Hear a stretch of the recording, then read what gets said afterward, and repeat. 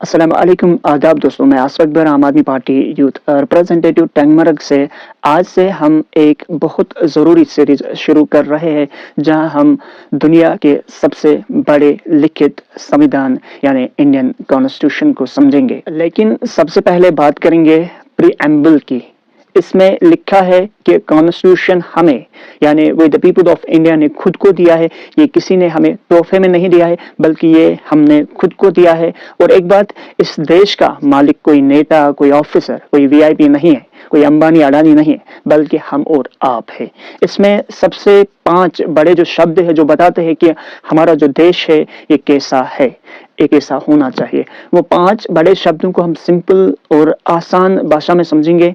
पहला है सॉवरेन यानी कि आज़ादी, सेकंड है सोशलिस्ट, तीसरा है सेक्युलर और फोर्थ है डेमोक्रेटिक एंड फिफ्थ है रिपब्लिक। इन 5 शब्दों को हम थोड़ा सा समझाएंगे यहाँ पे, क्योंकि इनको समझना हमारे लिए बहुत जरूरी है। अब इन 5 शब्दों को आसान भाषा में समझेंगे यानी कि आसान लैंग्वेज में समझेंगे। सॉवरेन यानी कि आजाद, इसका मतलब है कि भारत पर किसी बाहरी यानी किसी अदर कंट्री की ताकत या हुक्म नहीं चलता, बल्कि हम अपने देश के फैसले खुद लेते हैं। मगर आज कुछ नेताओं की वजह से हमारा देश जो है वो गुलाम बन चुका है।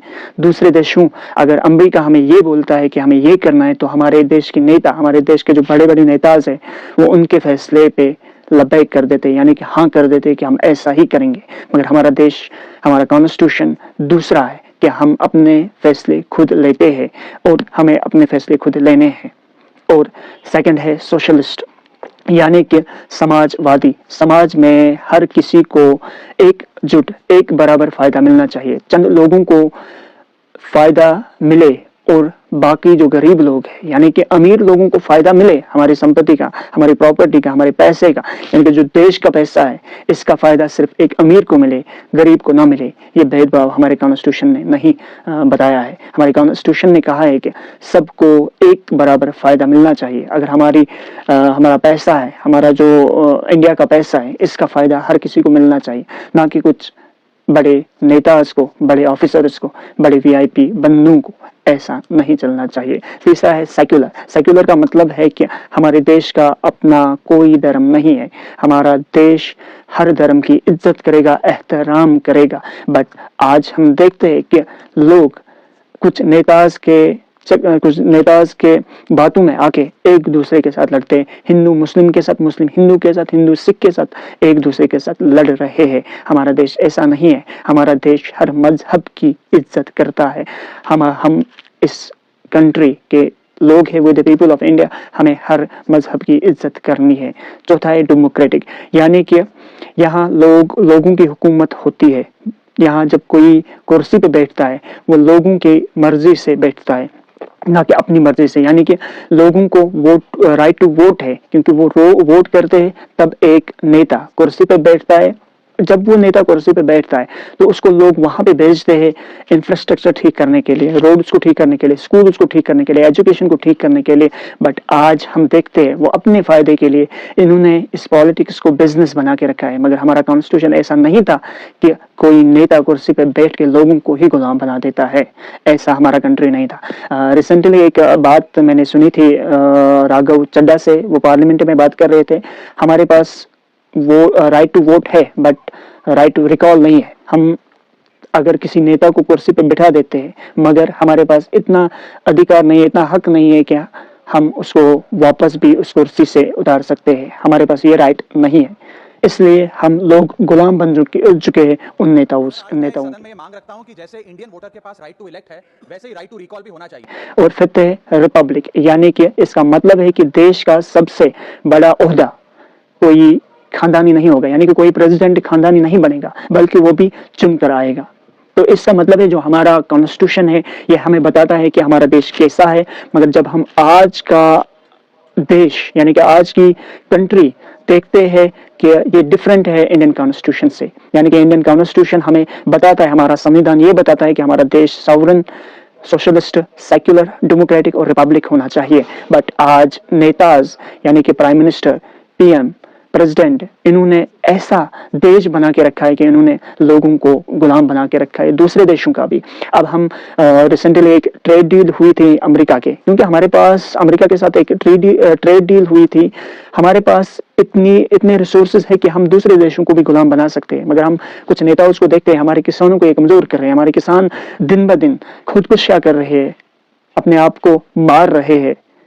और दूसरे देश, देखिए मैं यहाँ पे एक बात बताऊंगा, हमारे पास इतना कॉटन है, इतना वीट है, इतना गेहूं है हमारे पास, हमारे देश में, कि हम दूसरे देशों को गुलाम बना सकते हैं अपने रिसोर्सेज के होते हुए। अब हम दूसरे देशों को गुलाम बना सकते हैं, मगर हमारे नेता जो है वो ट्रेड डील करते हैं अमेरिका से, और अमेरिका का कॉटन और वीट यहाँ पे लाते हैं, वो भी 0% इम्पोर्ट ड्यूटी के साथ। तो ये हमारे देश के लिए बहुत बड़ी बात है कि हमारा जो अपना रिसोर्सेज है उनको डिस्ट्रॉय किया जाता है, डिमोलिश किया जाता है नेताओं के द्वारा, गवर्नमेंट के द्वारा, और जो दूसरे देशों का गेहूं और कॉटन है वो हिंदुस्तान लाया जा रहा है और यहाँ पे सस्ता भेजा जा रहा है। तो ये भेदभाव नहीं है तो क्या है? हमारे पास इतने रिसोर्सेज है कि हम दूसरे देशों को गुलाम बना सकते हैं, उनको बेच सकते हैं और अपने देश को ऊंचा कर सकते हैं, अपने देश को ग्रो कर सकते हैं, डेवलप्ड बना सकते हैं। मगर हमारे पास इतने रिसोर्सेज है कि हमें उसका वैल्यू पता ही नहीं। अब आते हैं वो 4 बड़े वादे, प्रॉमिसेस जो कॉन्स्टिट्यूशन हमसे करता है, यानी कि संविधान जो है, जो 4 बड़े वादे हैं वो हमसे करता है। उनमें से पहला है जस्टिस, यानी कि इंसाफ, चाहे वो पैसा हो, चाहे वो सोसाइटी हो, चाहे वो समाज हो, चाहे वो राजनीति हो, यानी कि पॉलिटिक्स हो, हर जगह हर किसी को बराबर इंसाफ मिलेगा। दूसरा है लिबर्टी, यानी कि आज़ादी, बोलने की आज़ादी, चलने की आज़ादी, सोचने की आज़ादी, अपने हिसाब से इबादत करने की आज़ादी, यह हमें कॉन्स्टिट्यूशन बोलता है। ये वादे हमसे करता है हमारा कॉन्स्टिट्यूशन। तीसरा है इक्वलिटी, यानी कि जात पात या अमीरी गरीबी का कोई फर्क नहीं, कॉन्स्टिट्यूशन के नज़र में सब बराबर है।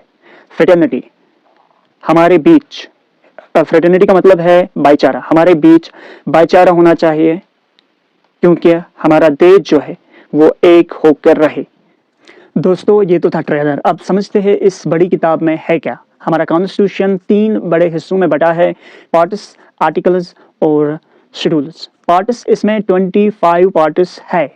शुरुआत में 22 पार्ट्स थे। ये समझ लीजिए कि इस किताब के अलग अलग चैप्टर्स है, जैसे फंडामेंटल राइट्स और सिटीजनशिप। दूसरा है आर्टिकल्स। इन पार्ट्स के अंदर आते हैं आर्टिकल्स जिनकी गिनती 8:448 से ज्यादा है। असली कानून जो हर मोड़ पे हमारी हिफाजत करता है। तीसरा है शेड्यूल, इसमें 12 शेड्यूल्स है। ये वो एक्स्ट्रा इंफॉर्मेशन है जो आर्टिकल्स को डिटेल देता है, जैसे हमारे 22 ऑफिशियल लैंग्वेजेस की लिस्ट, और स्टेट, और हमारी जो स्टेट है और यूनियन टेरिटोरीज है उनके नाम। और एक बात, हमारा कॉन्स्टिट्यूशन वक्त के साथ बदल भी सकता है, जिसे हम अमेंडमेंट कहते हैं। आज तक 100 से ज्यादा बार इसमें बदलाव किए गए हैं ताकि हर दौर के काम आ सके। दोस्तों ये हमारी देश की बुनियाद है, अगर हम ये समझ गए तो हमें कोई गुमराह नहीं कर सकता। अगले वीडियो में हम पार्ट 1 से शुरुआत करेंगे और जानेंगे सरहदों के बारे में। Thank you for watching this video. अगर आपको ये वीडियो पसंद आए तो इस वीडियो को दूसरों तक पहुंचाए जो इस जानकारी को ना जानता हो, जो कॉन्स्टिट्यूशन ऑफ इंडिया की बुनियाद को ना जानता हो।